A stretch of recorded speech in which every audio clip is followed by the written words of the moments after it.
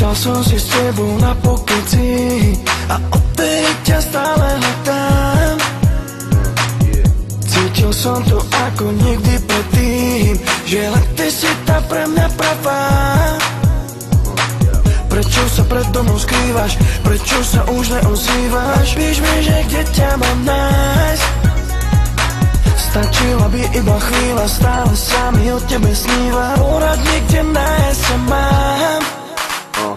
Stále snívam, stále dúfam, že nejakú šancu mám.